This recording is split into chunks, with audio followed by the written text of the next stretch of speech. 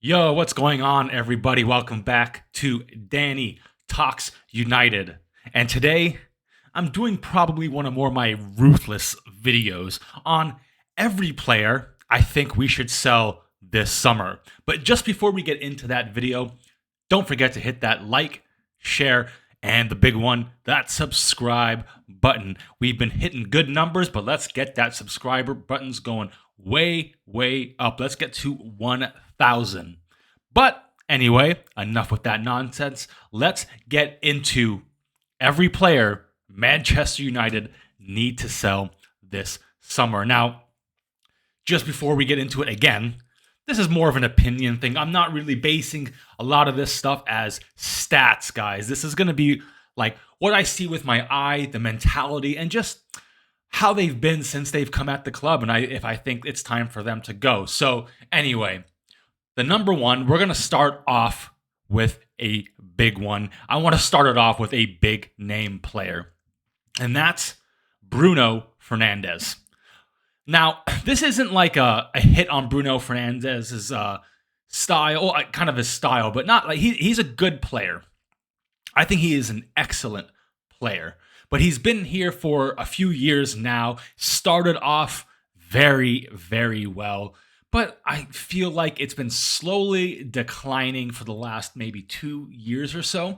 Now, stats would say he has the highest creation percentage in the Premier League, but the goals that we're doing and putting in don't really say that. So it's an interesting stat, that one. But why I actually think he should be moved on is for a couple of reasons. A, he's probably one of our most expensive assets that we have. I think we could sell him and invest that into maybe 2-3 players to bring in younger players, maybe to fill in his position and a couple more in the midfield. But another big reason, guys, is I think for the style. Now, this is all saying if Erik ten Hag is still here past the summer. I just don't think his style really suits our Erik ten Hag style of play. Erik ten Hag wants to be controlled. He wants to control the game. Bruno Fernandez is not really that type of player. He's not a type of player that will go play for an Arsenal or a City. He's more into that Hollywood pass, that chip over the top. He has, his pass percentage, his pass completion percentage is kind of mixed, but that's because he's always trying wild passes. I also feel like sometimes, and I know this is iffy, I know a lot of our pass players were kind of had the same attitude, but I don't like sometimes his attitude when things are going bad. And he's the type of player that when things are going bad, he plays very badly. So I have enjoyed what he's done over the past few years, but seeing that a bit of a decline and just the style that we are trying to evolve this team into, I think it's time for him to go and see what money we can get for him, because I think a lot of big clubs would be in for him and pay some good money. We need players, guys. We need to build a big squad, and it might have to come down to selling one of our biggest assets. It is what it is. It's sports, guys. It happens in every single sport. Now, the next guy, this one will be no stranger to my channel, and that's Scott McTominay. We all know we almost sold Scott McTominay over the summer. We had like a £30 million offer from West Ham, and for some reason, we said no. Yes, I think he has rescued about 9 points for us this season, but I think that's all gone to his head. He thinks he's some insane goal scorer when he's not. He's there to be an 8. But he doesn't do anything that an 8 does. When our goalkeeper is getting more touches per game than a midfielder, there's an issue there. He ghosts through games. He purposely gets himself marked. And he might have the mentality, the mind, and the spirit to play for Manchester United, but trust me, the skills, the talent is just not there. He is not at the level we need to be. And that's why I think we should move him on. Simple as that, guys. He's not mentally, he might be a Manchester United player, but everything else, he ain't. He ain't that guy. And you see what happens every time he is put in that midfield. We are ran through. Absolutely ran through. He does not, for some reason, there's been something that's happened when over the last couple years where he used to partner with Fred and actually put in a solid defensive shift. But now that's all gone. And it's quite upsetting that we didn't take that £30 million offer for him over the summer. Who knows? Maybe the goals he scored has improved his value, but I think this summer he has got to go. Next, another one that is not a shocker probably for anyone to sell, and that will be Harry Maguire. He was also, he had an offer from West Ham on the table over the summer, I think as well, for around 35 million. And it actually probably proved a good decision that we didn't sell him at that time because we've had so many defensive injuries that we've actually needed him to cover for certain people, i.e. Martinez, even Varane has been out at times. But look, guys, he ain't the guy. For the style we want to play, that high line style, he cannot play a high line. He's got the pace of a turtle. And he's not as good as a ball passer that people think he is. And he's not even that good at scoring goals. Everyone thought he was going to be this insane defensive unit that comes in and heads goals in all the time because for some reason he can do it for England, but when he wears red, he can't do it. He should have gone a couple seasons ago, I think, when Erik ten Hag came in. But he's still here. And I think he's increased his value from his play over the last few months. Yes, he's been injured for a few weeks, but he was performing at a decent level. So I think we could fetch around 45 million from him. But will he go? Who knows? He needs to go. We got to stop letting players, choose now if they want to stay or go. We need to force them out. And he's one of them. Harry Maguire, sorry, you've got to go. Now, another player, I think we're going to hit some that you guys might not agree with and some that you will agree with. And this one is Luke Shaw, guys. It's not crazy for me to say that Luke Shaw is one of the best left backs in the league. And he is absolutely perfect for Erik ten Hag. But his skill and his attitude and his mindset is not why I would look to moving on, guys. I think he could fetch another good price. What worries me about Luke Shaw is his injuries. Since he started playing here, he's had numerous injuries. I feel like last year and partially the year before were the only ones where he kind of went through injury-free. But this year has been injured nonstop.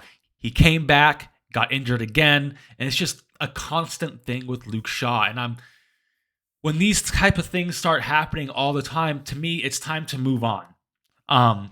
Go find somewhere that's less demanding. It just sucks because he's such a good player.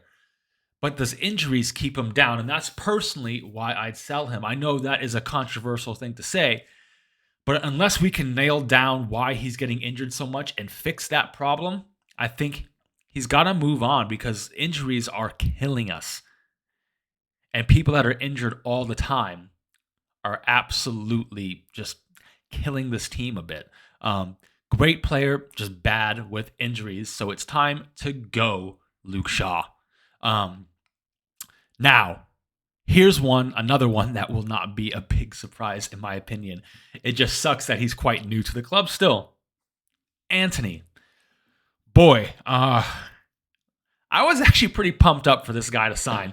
I've watched him in the Champions League turning teams inside out a bit, but something has happened to him joining Manchester United. Probably the same disease that happens to a lot of players when they join here. They become worse. It's not helped by the fact that we completely overpaid for him, and anyone that actually blames us spending that much money on Erik ten Hag I'm sorry, you're a moron. Erik ten Hag isn't running out there with checkbooks. You've got to look at the guys that are being fired right now, i.e. Richard Arnold and Juan Mata, who's probably one foot out the door already, for valuing this guy at 25 million, but for some reason wanting to pay nearly 100 million from him. I know Erik ten Hag wanted, but if we actually had a capable director of football in charge, they would have been like, we're not paying this amount. Let's look at a Cody Gakpo, for instance. But yeah, I think his price tag has weighed him down heavily. And he had a decent season. I'm not going to say he had a good season last season. He had a decent season, had some goals, but wasn't really there. Couldn't go past people.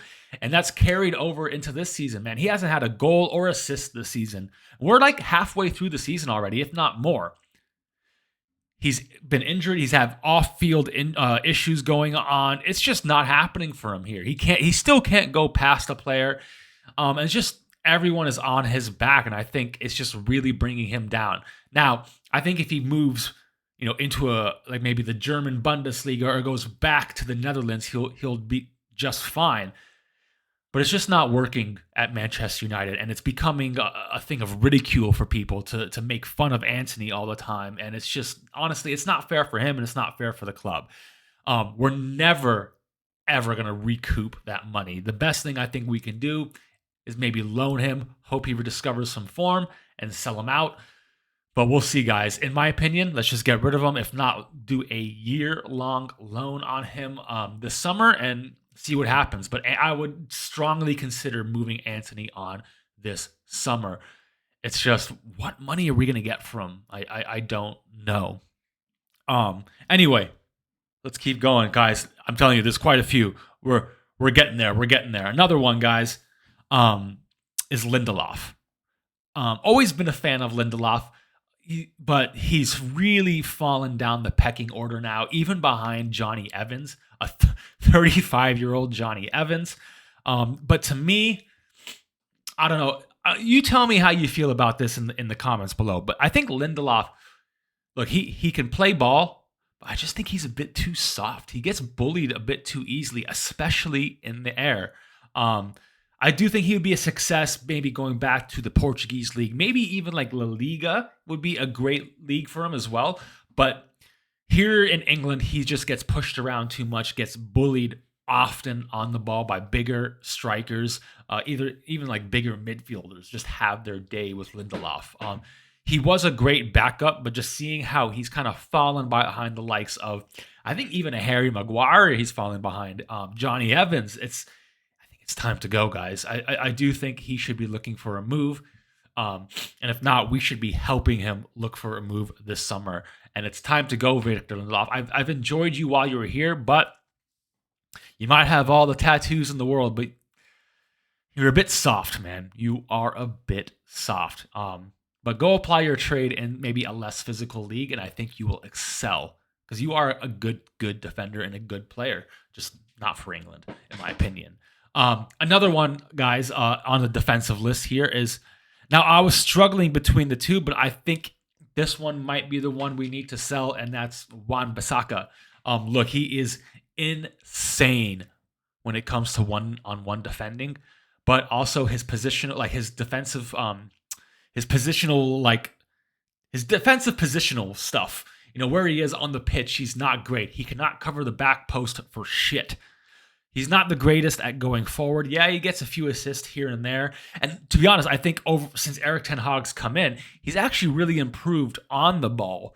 But when you're comparing him to a Diogo Dalot, who's actually scoring some goals this season, he's just not at that level. And now I was contemplating selling Diogo Dalot as well, but I think he's one that we should keep and keep him as a backup because I'm very interested in guys like a Frimpong to come in, even though he's not defensively great, can go forward, can be a very, very good player going forward. But yeah, Juan Bissaka, there's been rumors about doing maybe a swap deal with Crystal Palace on Olise, but I don't know. Maybe we can send him, like, he is a Premier League defender, in my opinion. He is very good in the Premier League, but he's just not at that Manchester United level. And he also, over the last couple months, has come across as a bit of a, you can see him going out and party with guys like Jadon Sancho, who, no offense, while we're losing games, you probably shouldn't be associated with Jadon Sancho and going out and partying. So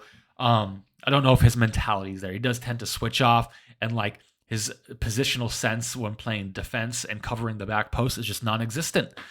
So yeah, I think it's time to go, and I think we can still get some good coin. If not, do a solid trade with Crystal Palace. But yeah, it is what it is, guys. Sometimes we just got to be ruthless. We have to be ruthless.